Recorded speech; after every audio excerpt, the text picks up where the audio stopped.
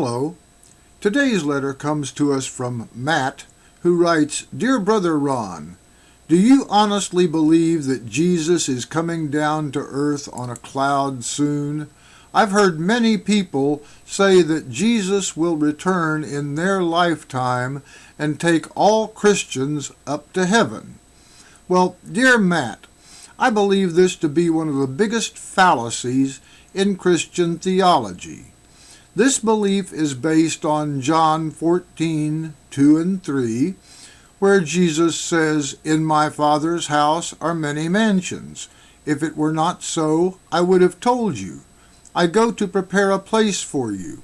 And if I go to prepare a place for you, I will come again and receive you unto myself, that where I am, there you may be also.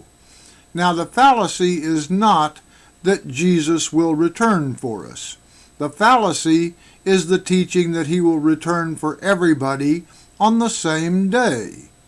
The only time Jesus ever looked at somebody and said, You're going to heaven, was the thief on the cross beside him.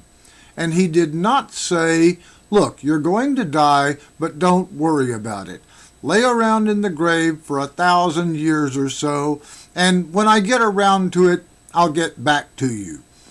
What he actually said we find in Luke 23:42 and 43, And he, the thief, said unto Jesus, Lord, remember me when thou comest into thy kingdom. And Jesus said unto him, Verily I say unto thee, today shalt thou be with me in paradise. Now, have you ever attended a funeral and heard the minister say something like, I know Grandpa is looking down on us now from heaven? Was the minister just telling a lie to comfort the survivors? I don't believe he was. I believe that when our bodies are no longer a suitable host for the Holy Spirit living within, that Spirit returns to God from whence it came. And it doesn't take 2,000 years or so for that to happen. The second part of the fallacy is the belief that we will be bodily raised from the grave. Now, my body is not exactly in perfect condition now. I don't even want to think about what shape it will be in after laying in a casket for a while. When the body dies, the spirit emerges free from impurities, disease, and disabilities. The thought of having to leave a spiritual body which is free from earthly limitations and climb back into this sack of meat with bad knees, bad eyes, poor hearing, and the foot of Frankenstein growing out of my right leg does not exactly thrill me. And the third fallacy is that only Christians go to heaven. I am reminded of the story of the farmer with 2 sons. You will find it in Matthew 21, verses 28 through 31. The farmer sent for his sons to help him in the fields. The first son said he would go, but didn't. The second son said he would not go, but changed his mind and went to help his father.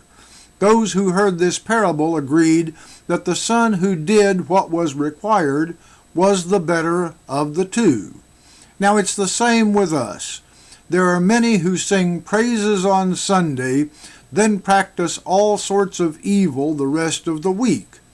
There are also many Jews, Muslims, Buddhists, and even some atheists who lead righteous lives and work for the good of others.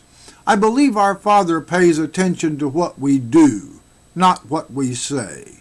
So, I guess the answer to your question, Matt, is yes and no. Yes, I believe when this life is over, my Father will come to take me home. No, he won't come back for everybody on the same day. But that's a good thing. Patience has never been one of my big virtues. Thank you for joining us.